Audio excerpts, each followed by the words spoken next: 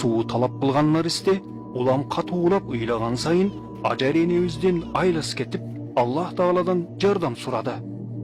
Өзүнүн үзүлүп бараткан баласын көргөн Ажар энебиз Сафа жана Марва дөңсөлөрүнүн ортосунда суу издеп чуркап жүрдү. Аллах периштени жиберип, анын канатынын соккусунан Исмаилдин бутунун алдында Замзам булагы оргуштап чыга баштады.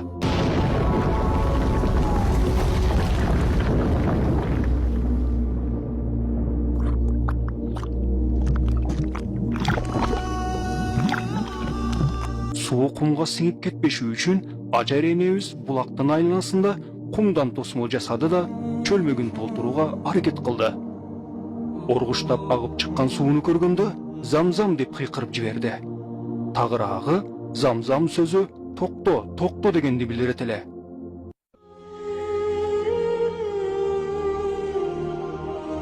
Сөздөрдүн эң мыктысы Кур'ан-ы Каримдеги Аллах Тааланын ыйык сөздөрү болгондой, дүйнөдөгү суулардын эң тазасы жана мыктысы бул Мекке шаарындагы Замзам суусу болуп эсептелет. Анын тазалыгын, касиеттүүлүгүн дүйнөнүн эчен илимпоздору изилдеп баа берип келишет. Какыраган чөлдө пайгамбар Ибрахим алейхисаламдын доорунан бери агып жаткан бул суу дарлык касиетке ээ болгон берекелүү суу. Аны кандай ниетте ичсең, ошол ниетиңе жетесиң. Туура жолдо болоюн деп ичсең, туура жолдо болосуң. Курсагың тойсун деп ичсең, курсагың тоет. Орууңа шыпа болсун деп ичсең, орууңа шыпа да болот. Бул жөнүндө пайгамбарыбыз Мухаммад саллаллаху алейхи вассалам төмөнкү хадистерди айтып кеткен.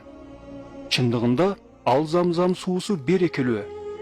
Ал тамактын ордунда тамак болот, ооруларга шыпа болот. Эгер аны шыпа сурап ичсең, Аллах сага шыпа берет.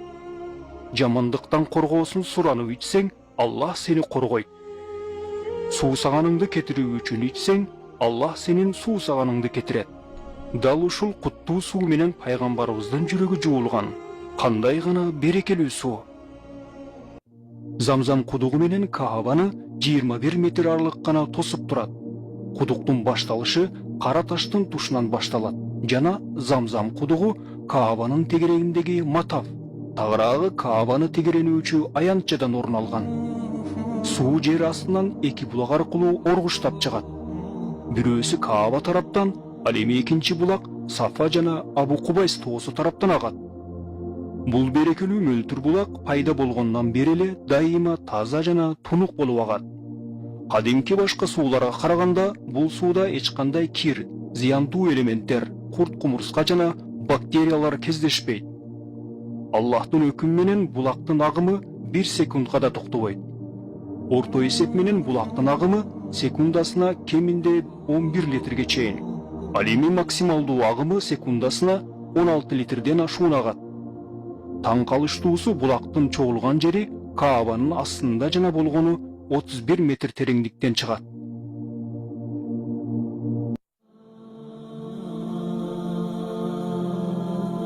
Бүгүн Замзам кудугун эки чоң түтүк кезек-кезеги менен 24 саат бою тынбай соруп чыгарат. Сордуруп чыгарылган суу атайын фильтрлөөчү станцияга чогултулат жана бул станция Каабадан анча алыс эмес Кудай районунда жайгашып, ал король Абдулла бин Абдулазиз тарабынан курулган. Мына ушул жерден баштап Замзам суусу туш тарапка таркатыла баштайт.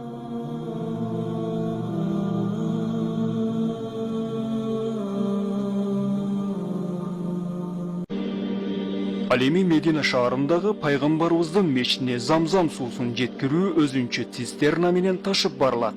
Сууну жиберерден мурда сууну атайын суу ташыгыч кампалардын оозун дыккат текшерүү менен бекитишет жана кулупташат. Мединага жеткирилген соң ачкычты атайын жоопкерчиликтүү кызматкер ачат. Мунун баары Замзам суусунун сапатын дыккат көзөмөлдөөгө багытталган. Кадимки күндөрү Мединага күнүнө 150 000 литр Замзам суусу жеткирилет.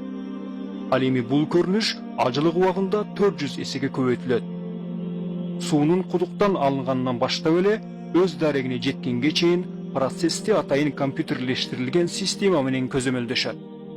Сууну кудуктан соруп алып бөлүштүрүлгөн соң суулар мечитке таркатылат. Суулар атайын стерилип тазаланган кутуларга куюлат. Кутулардын саны мечиттин айланасында 40 миңден ашуун. Суу кутуларын мечиттин атайын белгиленген жайларына орноштурууда атайын кызматчылар тобу иш алып барат. Кутуларды алмаштыруу жана толуктоо мечиттин ичинде жүргүзүлөт. Андан кийин электромобилдерге жүктөп, мечиттин туш тарабына жеткиришет.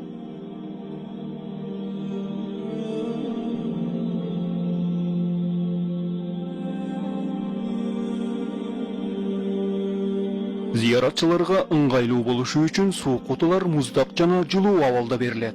Жана ошондой эле ар бир кутунун жанында бир гана жолу иштетилүүчү желим стакандар коюлган. Көзөмөл кызматынын маалыматына караганда, күнүнө 2 миллиондон ашуун желим стакандар колдонулат. Мына өзүңүздөр көрүп тургандай, Харам мечитинин ичинде мына мындай бачоктор абдан эле көп. Бул бачоктордун ичинде албетте текшерилген таза замзам суулары бар.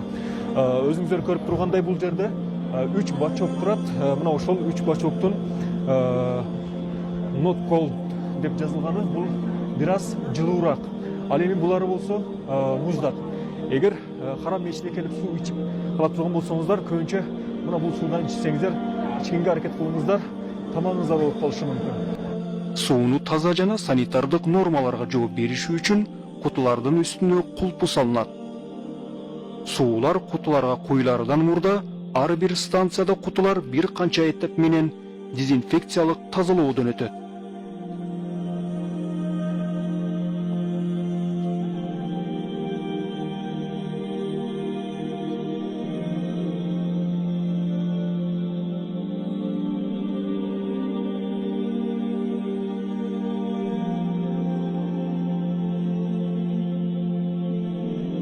Ошондой эле ар бир кабатта атайын суу ичүүчү түтүкчөлөр орнотулган.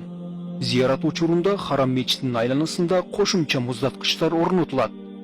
Ал эми замзам суусун өзү менен бирге алып кетүү үчүн Харам мечитинин чыгыш тарабында атайын суу алуучу жайлар бар. Акыркы күндөрү мечиттин айланасына атайын суу жеткирип берүү кызматы ишке кирген. Харам мечити ушунчалык чоң, кудум бир кичи шаардын айланасындай. Аллахтын коноктору үчүн атайын желим бөтөлкөлөргө толтурулган суулар бекер таркатылат. Харам мечитинин ичинде эле күнүнө 7000 литр суу керектелет. Ал эми ажылык убагында күнүнө 2 миллиондон ашуун литрге чейин замзам суу коротулат.